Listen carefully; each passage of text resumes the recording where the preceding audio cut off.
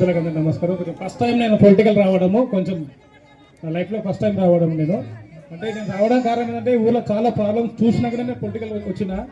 దేవుడి దయ వల్ల ఇప్పుడు ఎస్సీ రిజర్వేషన్ రావడము, అందరు పెద్దలకు అవకాశం ఇవ్వడము అంతా దేవుని దయ. మీకు అందరు రిక్వెస్ట్ ఏంటంటే, ఇప్పుడు అనంతసార్లో చాలా ప్రాబ్లమ్స్ చూసినా నేను. ఏంటంటే ఫస్ట్ వాటర్ ప్రాబ్లం చాలా ఉంది. ఆ వాటర్ ప్రాబ్లం మొత్తం ఊరు మొత్తం మంది చూసాను నేను. ప్రచారంకి వెళ్తే ఏ ఇంట్లో పోయినా ఒకటి చెప్తున్నారు, వాటర్ ప్రాబ్లం ఉందని చెప్తున్నారు. ఈ వాటర్ ప్రాబ్లం నేను ఖచ్చితంగా గెలిచిన తర్వాత ఒక 1 month లో ప్రాబ్లం మొత్తం సాల్వ్ చేస్తాను. నేను 100% చెప్తున్నాను. ఎక్కడెక్కడ బోర్లు ఉన్నాయి, బోర్లలో మోటార్లు లేవు, అవన్నిటిని మోటార్లు దింపి మళ్ళీ మొత్తం వాటర్ సరఫరా చేస్తాను. 100% చేస్తాను ఇది. ఇంకొకటి ఏంటంటే సదాశివపేట అనంతసార్ రోడ్ అస్సలు బాగలేదు. ఈ రోడ్డు బాగలేక ప్రజలందరూ ఊరు నుంచి పారిపోయి సదాశివపేట సంఘంలో రెంట్కుంటున్న పరిస్థితి ఉన్నది. ఇది టీచర్లు కూడా ఎంతో మంది వెళ్ళిపోతున్నారు. ఇక్కడ ఈ రోడ్డు బాగాలేదని, ట్రాన్స్పోర్ట్ బాగాలేదని. ఈ రోడ్డు కూడా 100% సార్తో మాట్లాడి, జగన్తో మాట్లాడి నేను 100% రోడ్డు చేపిస్తాను. దయచేసి అందరు రిక్వెస్ట్ చేస్తున్నాను, దండం పెట్టి అడుగుతున్నాను, ఒక్కసారి అవకాశం నాకు ఇవ్వండి. మీ కాలు మొక్కుతున్నాను, నేను అందరి కాలు మొక్కుతున్నాను. నేను ఒక్క అవకాశం ఇవ్వండి నాకు. ఈ ఊరు చరిత్ర మార్చేస్తాను, ఈ ఊరు చరిత్ర మార్చేస్తాను. నేను నిజంగా చెప్తున్నాను, దండం పెడతాను. మీకు ఒక్క అవకాశం ఇవ్వండి నాకు. కట్టెల గుర్తులు ఓటేయండి, నన్ను గెలిపియండి, నాకు అవకాశం ఇవ్వండి. చైర్మన్, పరిశ్రమలకు సంబంధించిన చైర్మన్, ఇంతకుముందు వచ్చిన మన నిర్మల మేడం గారే ఈ తెలంగాణ మొత్తంలో ఎక్కడ పరిశ్రమలు ఏర్పాటు చేయాలన్నా, ఏ పరిశ్రమలు అంటే కంపెనీలు పెట్టాలన్నా ఆమెనే ఇన్ఛార్జ్. కాబట్టి మన ఊరికి ఆమె మన మీద ప్రేమ ఎక్కువ ఉన్నది. కాబట్టి మన ఊరికి ఒక చిన్న పరిశ్రమ తీసుకొచ్చి ఇక్కడ ఉన్న నిరుద్యోగులకు, యువకులకు ఉపాధికి అవకాశం కల్పించే దానికోసం కృషి చేస్తాం. ఈ 3 సంవత్సరాల కాంగ్రెస్ గవర్నమెంట్ ఖచ్చితంగా చేసి చూపిస్తాం మీకు అందరికి. అందుకే యువకులందరూ మన పార్టీకి, మన సురేష్ గారికి మద్దతు తెలిపి సురేష్ గారిని అత్యధిక మెజార్టీతో కత్తెర గుర్తు ఓటేసి గెలిపించగలరని మనవి. ఇంకోటి ఇదే చెప్తున్నా, ఇక్కడ కొత్త గలీలో నీళ్లు లేక దగ్గర 5-6 ఏళ్ళ సర్పంచులు వచ్చారు, పోయారు, కానీ ఇదివరకు నీళ్ళ ప్రాబ్లం రాలేదు, ఇక్కడ క్లియర్ కాలేదు.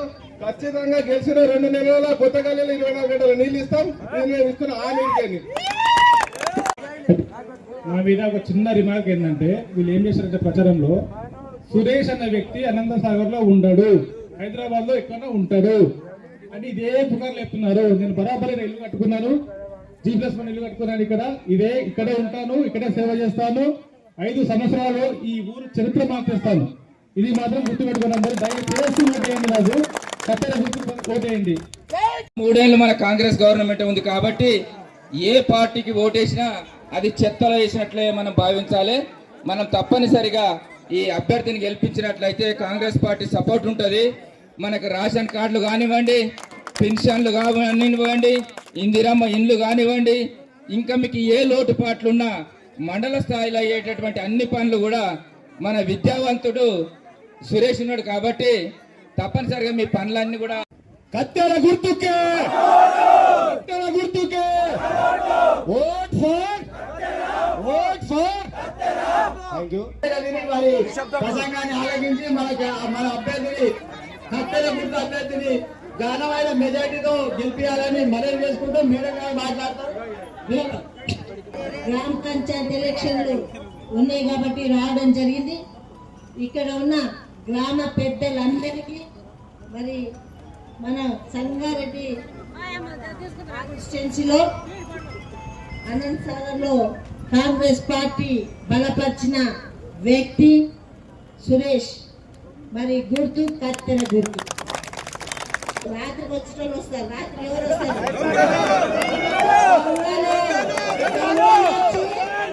ఓట్లను కొనుక్కుంటామంటారు, పైసలు పడేస్తాం. ఇట్లా ఎంత అహంకారం, పైసలు పడేస్తే ఓట్లు వేస్తారంట ప్రజలు. ఇంకా అమాయకులు అనుకుంటారు. తెలంగాణలో వాళ్ళు చేసిన రాజకీయం అందరికీ తెలిసిపోయింది. మళ్ళా కూడా ఇప్పుడు వస్తే వాళ్ళకి నమ్మే పరిస్థితి లేదని వాళ్ళకి తెలుస్తుంది. ఎవరు ఇప్పుడు వాళ్ళకి కనిపించదు కదా, వాళ్ళకి ఇంకా కనిపిస్తలేదు. మనం దమ్ము ధైర్యంతో ఓటేసి గెలిపిస్తే మరి ఈరోజు మనం అన్ని అభివృద్ధి కార్యక్రమాలు జరుగుతాయి. మరి పథకాలకు వద్దాం. ముఖ్యమంత్రి రేవంత్ రెడ్డి గారు ఏదైతే మాట ఇచ్చిందో, రేషన్ కార్డులు వచ్చినాయా? ఎంత ఆనందంగా ఉందో చేయడానికి ఈ రోజు మేము సిద్ధంగా ఉన్నాం.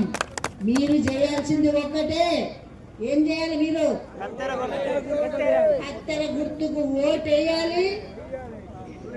దమ్ముతో, ధైర్యంతో సురేష్ గాని, మన ఊర్లో ఉన్న పెద్దవాళ్ళందరినీ కూడా గురురాజు అనిల్ నాకు అందరి పేర్లు చెప్పడం మైనార్టీ సోదరులు ఉన్నారు. మరి మా మాణిక్యం అయితే ఈ ఊరు కాదు అన్ని ఊరు నాయని నన్ను ఏడంటాడో పిలుస్తున్నారు. అన్ని పని చేయాలి మనం అని ప్రజల్లో మనకు మేలు చేయాలని మాణిక్యం పిలుస్తూ ఉంటాడు. మరి చాలా మంది ఉన్నారు. దయచేసి మీకు కావాల్సిన రోడ్డు ఆల్రెడీ శాంక్షన్ అయ్యింది. జగ్గారెడ్డి గారు ఓడిపోయినా కానీ ఫైళ్ళు సంకన పెట్టుకొని సెక్రటరియట్లో తిరిగి మనకున్న మంత్రులతోని ఆల్రెడీ శాంక్షన్ చేపించింది.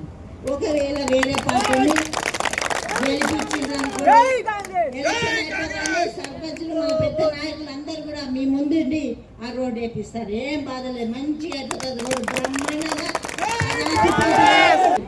ఎలక్షన్ అయిపోగానే ఇప్పుడు ఏదైనా కానీ ఊర్లో పెత్తనము, ఇంట్లో పెత్తనం ఉంటేనే నడుస్తుందా? మరి పెత్తనం లేకపోతే ఏం చేస్తాం? పక్కింటానికి ఇస్తామా పెత్తనం? ఇప్పుడు గవర్నమెంట్ కాంగ్రెస్ ఉన్నది, వేరే పార్టీకి ఇస్తే ఏమైనా చేస్తాడా? చేయలేడు. చేసినా ఏం చేస్తాడు? నాతో ఏం కాదు, మా ప్రభుత్వం లేదంటారు. అట్లాంటి గెలిపించుకుంటే మన ఊరు ఏడున్న గొంగ అనే ఉంటది. కాబట్టి మనం పని చేసుకోవాలంటే కాంగ్రెస్ పార్టీని గెలిచాడు. నేను కూడా ఇక్కడే మన చాలా మంది తెలిసిన వాళ్ళు ఉన్నారు, నేను కూడా అందుబాటులో ఉంటా.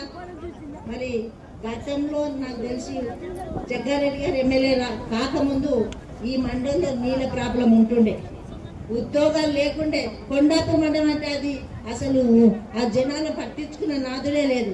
కొండాపూర్ మండలకి కంపెనీలు ఎప్పుడైతే తీసుకొచ్చిండో జగ్గారెడ్డి గారు, అప్పుడు అందరు కూడా కొండాపూర్ కొండాపూర్ పై చూస్తున్నారు. ఎంతమందికి వసతులు కల్పించినాము.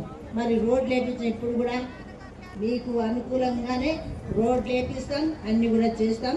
మీకు సర్పంచ్ అయినాక మన ఊరందరూ కూడా కూర్చొని ఏ సర్వే నంబర్ ఉన్నదో ప్లాట్లు చేపించి ఇంద్రమ ఇల్లు కట్టిస్తాం. ఇది బరాబర్ చేస్తాం. మళ్ళీ ఒక్కరు కూడా మాకు ఇల్లు లేదు అనకుండా మరి చూస్తామని మీకు హామీ ఇస్తున్నాం. మరి 200 యూనిట్ కరెంట్ ఫ్రీ వస్తుందా? ఎంతమందికి వస్తుంది? ఎంత భారం మోస్తుందో మన సీఎం అర్థమవుతుందా? ఒక ఇంట్లోనే చేయాలంటేనే కింద మీద అవుతాం. రాష్ట్రం అంతా కూడా చేస్తుందంటే మరి వాళ్ళు చేసినప్పుడు మనం చెయ్యాలి. మరి కాసే చెట్టుకు రాళ్ళేస్తారంట, మరి రాళ్ళేయకండి తల్లులారా తండ్రులారా, మొక్కండి. రోజు కాంగ్రెస్ పార్టీ మాకు ఇది ఇస్తుంది, కరెంట్ ఇస్తే నెలకు 500-600 మిగులుతున్నాయి. సన్న బియ్యం ఎవరు అడగలేదు, సన్న బియ్యం ఇచ్చిందా లేదా? తింటున్నావా? లేకపోతే అంటే షాపుకి అమ్మేస్తున్నామా? గతంలో షాపులకు అమ్మినాం. ఎట్లా? అవి తెస్తే పురుగులు మన ఇంట్లో ఉన్న బియ్యం పప్పు అన్ని పుచ్చిపోతాయని చెప్పి ఆయనే షాపులు అమ్మేసాడు. వచ్చిందా లేదా? తిన్నారా? అంటే మనం మనుషులు లేని వాళ్ళము, తిండికి లేని వాళ్ళని కూడా మనుషులాగా చూడలే, మనం పశువులాగా చూసిండ్రు. ఇప్పుడు కూడా ఎట్లా వస్తారు మీ ముందుకు వాళ్ళు? ఏ ముఖం పెట్టుకొని వచ్చి మీకు ఏం న్యాయం చేస్తున్నారు? 10 ఏళ్ళు చేయని నాయకులు మరి ఇప్పుడే చేంజ్ చేస్తారు. ఇప్పుడు ప్రభుత్వం లేదు, ఏమీ లేదు. ఏం చేస్తారు? పైసలు ఇస్తే ఓటేస్తారని తప్ప అహంకారాన్ని మరి దించాలే మీరందరూ అని తెలియజేస్తున్నారు. ఇంకోటి కూడా చెప్తున్నా, పైసలు ఇస్తే తీసుకోండి, బరాబర్ తీసుకోవాలి. ఎందుకు? నుంచి పెద్దగా అయ్యిండు,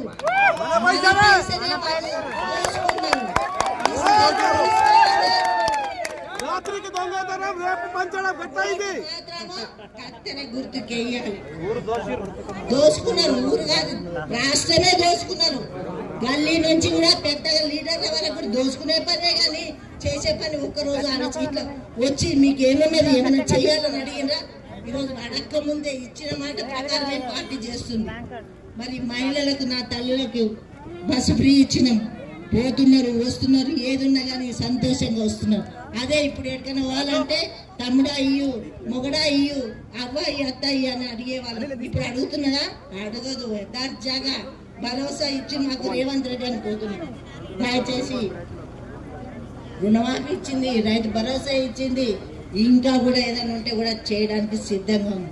అట్లాగే రాష్ట్రంలో నేను ఇండస్ట్రీ చైర్మన్ కాబట్టి మన కాన్స్టిట్యున్సీలోనే ఇంకా కూడా కంపెనీలు తేవడం జరుగుతుంది. మీ అందరికీ ఉపాధి కానీ ఉద్యోగాలు కావడానికి నేనున్నా. కానీ నాకు మీరు ఉండాలని ఎట్లా చూపెట్టాలి? మీరు ద్వారా తప్పకుండా మరి మన ఊర్లో ఉన్న వాళ్ళకి ఉద్యోగాలు ఉపాధిగా ఆడపిల్లలకు కూడా చేస్తాం, ఆడవాళ్ళకు కూడా ఉద్యోగాలు వచ్చే విధంగా చేస్తామని తెలియజేసుకుంటున్నాం.